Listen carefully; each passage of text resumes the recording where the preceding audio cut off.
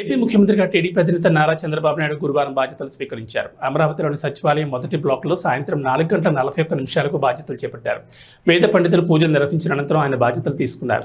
ముఖ్యమంత్రి హోదాలో 5 ఏళ్ల తర్వాత సచివాలయానికి వచ్చిన చంద్రబాబుకు రాజధాని రైతులు ఘనమైన స్వాగతం పలికారు. వేల మంది రోడ్ల మీదకు వచ్చి రహదారులను పూలమయం చేశారు. అలాగే సచివాలయంలో ఉద్యోగులు, అధికారులు సీఎంకు స్వాగతం పలికారు. ప్రభుత్వ ప్రధాన కార్యదర్శి, డీజీపీ సహా మంత్రులు, ఆల్ ఇండియా సర్వీసెస్ అధికారులు ముఖ్యమంత్రిని కలిసి శుభాకాంక్షలు తెలిపారు. ముఖ్యమంత్రిగా బాధ్యతలు తీసుకున్న అనంతరం ఎన్నికల్లో ఇచ్చిన హామీలు నెరవేర్చే ఫైళ్లపై సంతకాలు చేశారు. ప్రచారంలో ఇచ్చిన హామీ మేరకు మెగా డిఎస్సీపై చంద్రబాబు తొలి సంతకం పెట్టారు.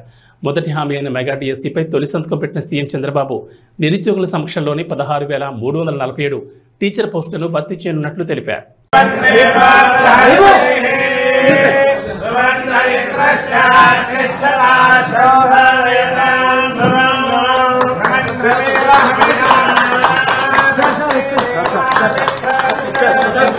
ఈరోజు మీ అందరి కోసం ఎన్నికల్లో కూడా ఉద్యోగాలు లేవని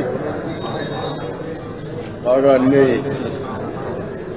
ప్రాంతాల్లో కూడా యువత ముఖ్యంగా పెద్ద ఎత్తున స్పందించారు.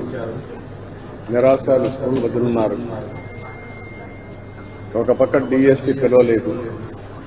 గవర్నమెంట్ ఉద్యోగాల్లో కూడా పబ్లిక్ సర్వీస్ కమిషన్ కూడా ఏమీ పిలిచే సందర్భాలు లేవు. ఇంకొక పక్క ప్రైవేట్ ఉద్యోగాలు కూడా ఎక్కడ రాలేదు. ఇండస్ట్రీస్ అన్ని రాకుండా దేశంలోనే ఎక్కువగా అంటే 24% నిరుద్యోగం ఉండేది మన రాష్ట్రమే. దాని మీద మీ ఆవేదన మేము అర్థం చేసుకున్నాం. ఎన్నికల్లో ఒక నిర్దిష్టమైన ఆలోచనకు వచ్చాం. నేను అందుకే దీని మీద యువతకు ఉద్యోగాలు కల్పించాలనే ఉద్దేశంతో నేను ఆ రోజు అనౌన్స్ చేశాం. నేను పవన్ కళ్యాణ్ గారు మేము అందరం కలుసుకొని బీజేపీ అందరం కలుసుకొని అందులో మెగా డిఎస్సీ పెడతామని ఫస్ట్ సంతకం డిఎస్సీ పైన పెడతానని చెప్పాను.